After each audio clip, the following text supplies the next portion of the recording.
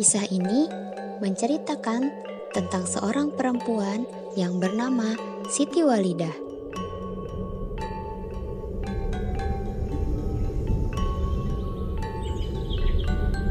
Ia lahir pada tahun 1872 di Kauman, Yogyakarta. Ia adalah anak dari kiai besar, penghulu keraton, dan saudagar batik yang terkenal di Kauman bernama Kiai Fadil serta ibunya bernama Nyai Mas. Setiap sore, ia selalu mengikuti pengajian yang diadakan oleh ayahnya bersama teman-temannya.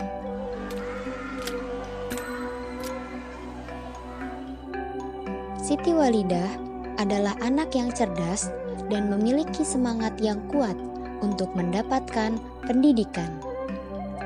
Pada masa itu, pendidikan hanya diperuntukkan bagi kaum laki-laki. Bahkan, perempuan pada masa itu hanya boleh tinggal di rumah, atau dalam bahasa Jawa, biasa disebut dipingit.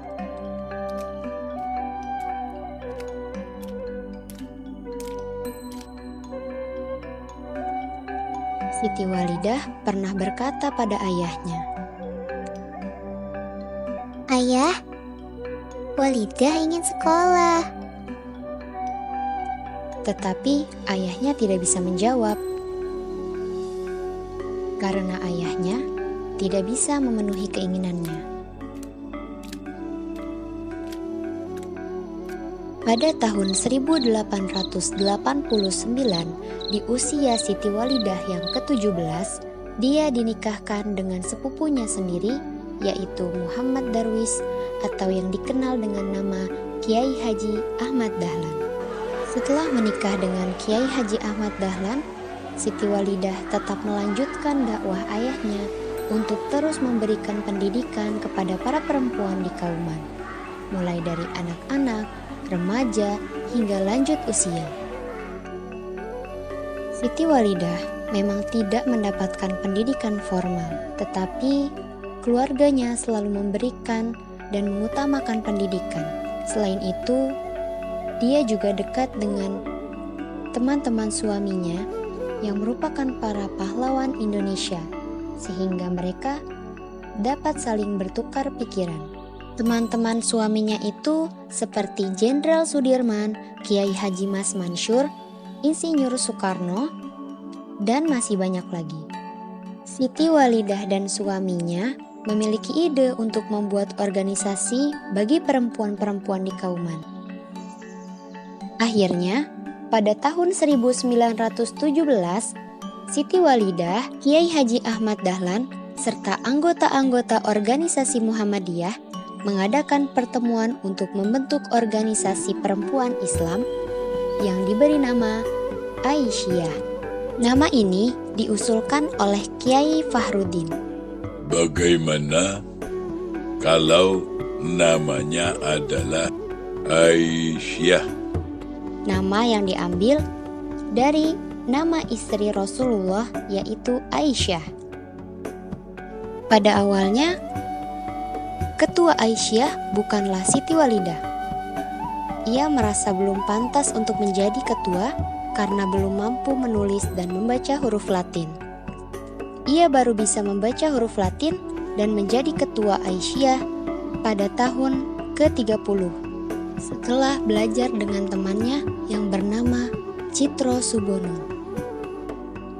Selama berdakwah bersama suaminya, Siti Walidah melihat penderitaan rakyat Indonesia yang dijajah oleh Belanda dan merasa prihatin. Maka ia bertekad untuk terus berusaha melawan penjajahan melalui pendidikan dalam organisasi Aisyah.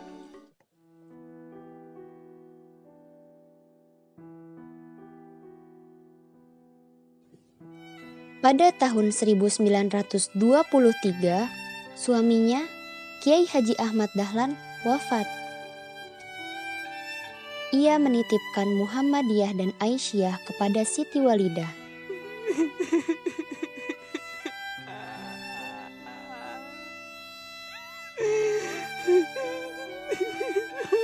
Meski ia merasa kehilangan dan bersedih, Siti Walidah terus melanjutkan dakwahnya dan mengembangkan organisasi Aisyah.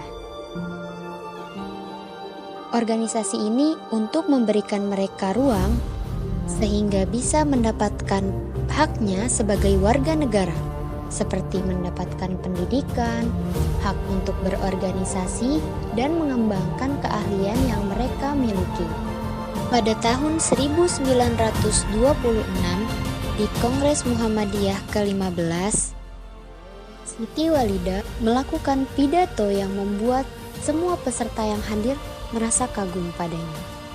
Perempuan sebagai pendamping suami juga memiliki hak untuk menjadi pintar. Semangatnya berdakwah tidak pernah hilang. Meski Siti Walidah harus bersusah payah mendatangi tempatnya berdakwah. Siti Walidah harus pergi ke Batur dengan menunggang kuda dan melewati jalan yang terjal. Siti Walidah tidak pernah menyerah untuk bisa terus berdakwah dan memberikan pendidikan bagi seluruh kaum perempuan. Setelah Belanda kalah oleh Jepang, keadaan rakyat Indonesia semakin memburuk. Bahkan pada tanggal 10 September 1943, organisasi Aisyah tidak boleh berdiri sendiri sebagai organisasi pergerakan wanita. Hal ini membuat Siti Walidah semakin sedih karena pemerintah Jepang membuat para anak-anak sekolah untuk menyembah matahari dan menyanyikan lagu-lagu Jepang. Siti Walidah melarang keras murid-muridnya yang bersekolah di sekolah Jepang untuk melakukan apa yang diperintahkan pemerintah Jepang pada saat itu. Hal itu membuat tentara Jepang mendatanginya, tetapi Siti Walidah tidak menemui mereka sehingga mereka hanya bisa menghina Siti Walidah dari luar rumahnya. Meskipun organisasi Aisyah tidak dapat dijalankan dan Siti Walidah sedang menderita sakit, ia tetap berusaha untuk berjuang.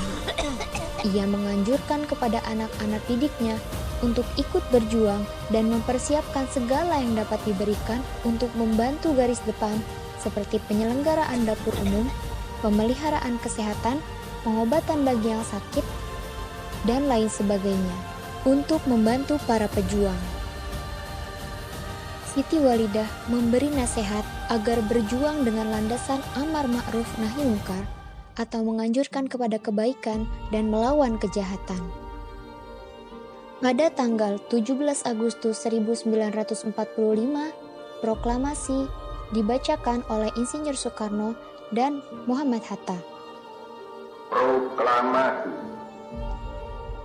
Kami, bangsa Indonesia, dengan ini menyatakan kemerdekaan Indonesia. Tidak lama setelah proklamasi, pada tanggal 31 Mei 1946, Siti Walidah wafat karena sakit yang telah lama dideritanya. Tepatnya pada pukul 13.00 di kediamannya di Kampung Kauman, Yogyakarta. Berita wafatnya Siti Walidah dimuat di Kedaulatan Rakyat nomor 215 pada hari Sabtu tanggal 1 Juni 1946. Pada tanggal 22 September 1971, berdasarkan surat keputusan Presiden, pemerintah mengelompokkan Siti Walidah sebagai pahlawan nasional. Itulah kisah dari Siti Walidah, sang pencerah kaum Hawa.